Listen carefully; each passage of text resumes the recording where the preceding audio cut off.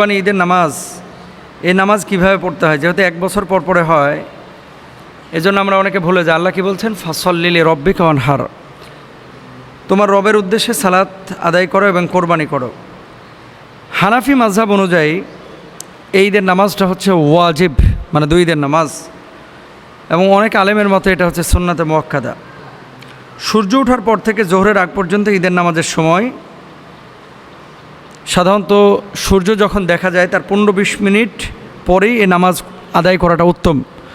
নবীজি সাল্লাল্লাহু আলাইহি ওয়াসাল্লাম ফজরের নামাজ আদায় করে সাহাবী রিদওয়ানুল্লাহি আনহুম আজমাইনদেরকে নিয়ে ওই নামাজের স্থানে বসে থাকতেন, এবং যখন নামাজ শুরু হতো ফাঁকা জায়গায় যেয়ে ঈদের নামাজ আদায় করতেন। কিন্তু আমরা যেটা করি, ঈদের দিনেও অনেকে ফজরের নামাজ পড়ে না, অস্বীকার করতে পারবেন না। ঈদের দিন অনেকেই কিন্তু ফজরের নামাজ আপনারা পড়েন না, এটা একেবারে অনুচিত। ঈদের নামাজ ওয়াজিব, ফজরের নামাজটা হচ্ছে ফরজ।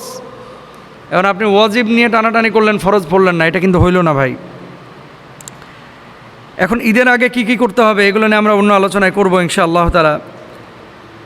রাসূল আকরাম সাল্লাল্লাহু আলাইহি ওয়াসাল্লাম এই নামাজ, ঈদের নামাজ যে আমরা আদায় করেছি, অতিরিক্ত 6টা তাকবীর দিয়েছেন, আবার কোনো কোনো বর্ণনায় 12টা তাকবীরের কথা বলা হয়েছে।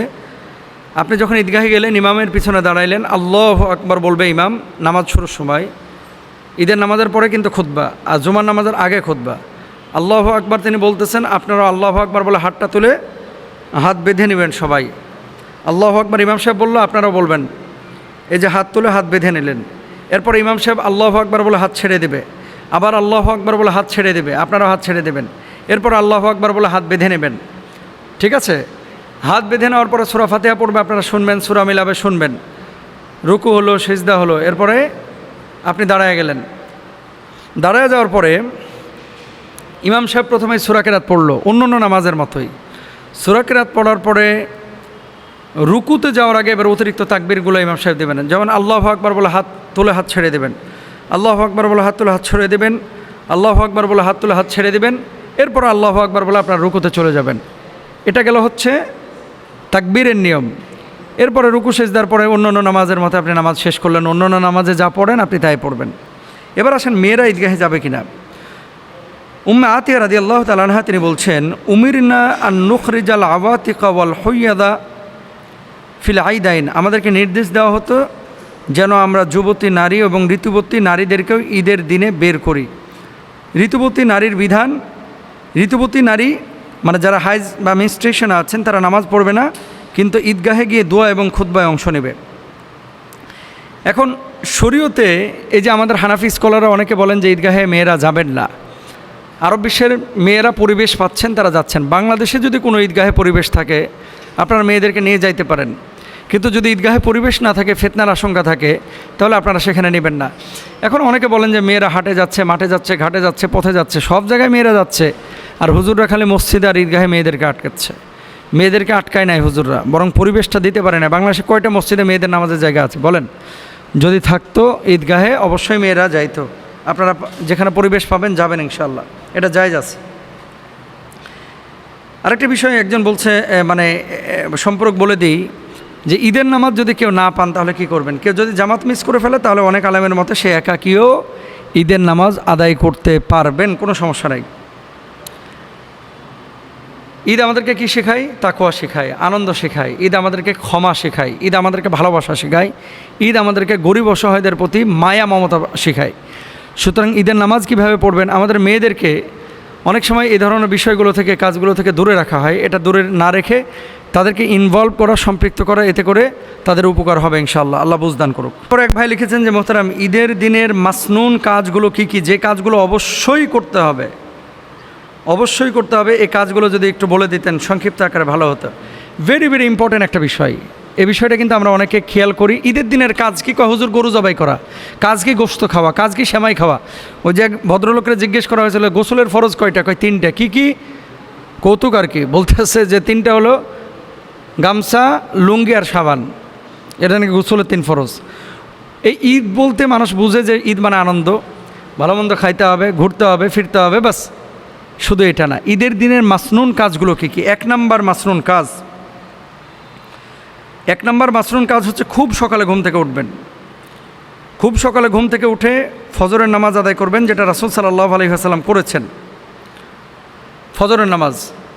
2 নম্বর হচ্ছে মেসওয়াক করা, 3 নম্বর হচ্ছে আতর ব্যবহার করা, 4 নম্বর হচ্ছে মসজিদে গিয়ে জামাতে নামাজ আদায় করা, 5 নম্বর হচ্ছে এক রাস্তা দিয়ে ঈদগাহে যাওয়া আর আরেক রাস্তা দিয়ে ঈদগাহ থেকে ফেরা, এটা কিন্তু সুন্নাহ। এখন আপনাদের বাইক আছে, এই জন্য অনেকে বাইক নিয়ে যান, অনেকে আপনারা গাড়ি নিয়ে যান, এটা কিন্তু ঠিক না। কারণ ঈদের নামাজ পায়ে হেঁটে যাওয়া, এটা হচ্ছে নবীজি সাল্লাল্লাহু আলাইহি ওয়াসাল্লামের সুন্নাহ, এটা খেয়াল রাখতে হবে। এরপর হচ্ছে গোসল করতে হবে। রাসূল আকরাম সাল্লাল্লাহু আলাইহি ওয়াসাল্লাম ঈদের নামাজের আগে গোসল করতেন।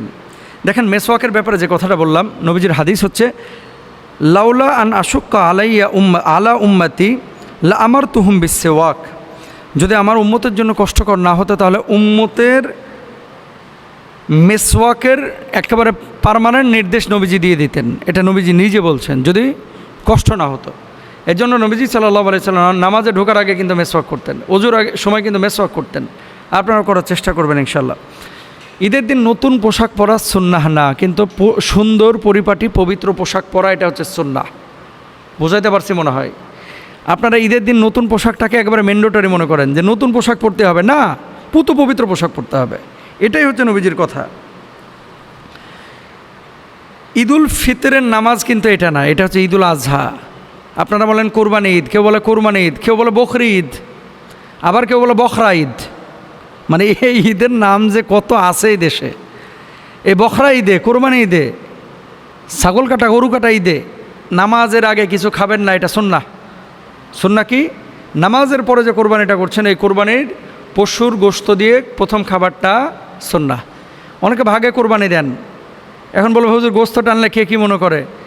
আরে বাবা, অ্যাটলিস্ট 5 পিস করে 5-7টা 35 পিস আপনারা আলাদা করেন না, অথবা আধা কেজি করে আলাদা করে নিয়ে রান্না করেন না। অনেকে এমনভাবে মনে করে বাপ রে বাপ, এখান থেকে 1 টুকরা গোশত তোলা যাবে না, মানে যতক্ষণ দাড়িপাল্লা দিয়ে আসরে আগে না মাপা হবে। কে বলছে আপনারা এইসব?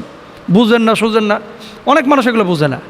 আপনি দেখেন একটা ঠ্যাং কাটা হয়ে গেছে, কোপানো হয়ে গেছে, ওখান থেকে 2 কেজি গোশত নিয়ে যে রান্না করে সবাই মিলে খান না, এটা তো সুন্নাহ না। ওই চাচা আসরের আগে মাপবে, মাপার পরে তারপরে গোশতের উপরে যখন মাছি বসবে এরপরে নিয়ে যে রান্না করবে। কোথায় পেয়েছেন এগুলা?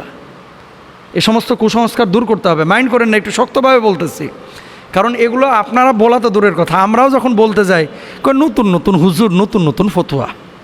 আমার বাপ দাদা এগুলো করে আসছে সারা জীবন, বাপ দাদা সারা জীবন এগুলো করে আসছে, এর লেগে আমাদের কথার বেল নাই। কাকা, শরিয়াকে শরিয়ার জায়গায় রাখতে হবে এবং আপনাদেরকেও খেয়াল রাখতে হবে, বিধান যেভাবে দেওয়া হয়েছে সেভাবে মেনে নেন ইনশাআল্লাহ। এরপর আসেন, যেমন রাসূল সাল্লাল্লাহু আলাইহি ওয়াসাল্লাম এই কাজটা করেছেন, তাকবীর পাঠ করা। তাকবীরটা কি? আল্লাহু আকবার, আল্লাহু আকবার, লা ইলাহা ইল্লাল্লাহু, আল্লাহু আকবার, আল্লাহু আকবার, ওয়ালিল্লাহিল হামদ। ঠিক আছে, এই তাকবীরটা আপনারা বেশি বেশি পড়বেন ইনশাআল্লাহ। এরপরে ঈদগাহে যাওয়া, হেঁটে যাওয়া, এগুলো তো বললামই, এক রাস্তা দিয়ে যাওয়া, অন্য রাস্তা দিয়ে আসা। খুতবাটা মনোযোগ দিয়ে শোনা। ঈদের নামাজে খুতবা চলতেছে, পেছনে বসে বসে মোবাইল টিপবেন, জায়েজ নাই। খুতবা চলতেছে, অনেকে আপনারা কি করেন, ওই কালেকশন শুরু করেন। ইমাম খুতবা দিচ্ছে আর আপনি টুপি নিয়ে হাজির, টুপি নিয়ে কালেকশন দেন, ইমামের জন্য কিছু দেন, ঈদগাহের জন্য কিছু দেন না। খুতবার সময় কোনো কালেকশন হবে না, দোয়ার আগে করবেন। এরপরে মুসলমানদের সাথে সাক্ষাৎ করবেন, আত্মীয় স্বজন যারা আছে, খালা ফুফু, এদের সাথে দেখা সাক্ষাৎ করবেন। হারাম কাজগুলো থেকে বাঁচতে হবে, গান বাজনা থেকে বাঁচবেন, বেপর্দা চলাফেরা, অশ্লীলতা, অপচয়। হুজুর সারা বছর কিচ্ছু খায় না, খালি ঈদের দিন ডলে। কথা বুঝছেন? ঈদের দিন এই যে ডলে ডলে খায়, গাঞ্জা গুঞ্জা যারা খায় সারা বছর যেমন হারাম, ঈদের দিন হারাম। সারা বছর খায় না, ঈদের দিন রয়্যাল এনফিল্ড নিয়ে ওই চিপার মধ্যে যায়, বেড়িবাদের ওই চিপার ভিতরে গিয়ে অনেক সময় মাদক সেবন করে। এই চিপা চাপায় যেগুলো থাকে এগুলো হচ্ছে ছাপড়ি পোলাপান, এগুলো বদমাইশ, এগুলো থেকে দূরে থাকতে হবে। এটা ঈদের সাথে সম্পৃক্ত না, এগুলো হারাম কাজ, মাদক সেবন করা যাবে না। আল্লাহ বুঝদান করুক, আমিন বলেন। এরপরে হচ্ছে আল্লাহ সুবহানাহু ওয়া তাআলা ঈদ যে আপনাকে দিয়েছেন, এই ঈদটা হচ্ছে ক্ষমার জন্য। আপনি আল্লাহর কাছে বলবেন যে আল্লাহ আপনি আমাকে মাফ করেন, ক্ষমা করেন। সাহাবীরা কাঁদতেন ঈদের দিন, আপনিও কাঁদবেন ইনশাআল্লাহ। আল্লাহ তাআলা আমাদেরকে বোঝার তৌফিক দান করুন, আমিন।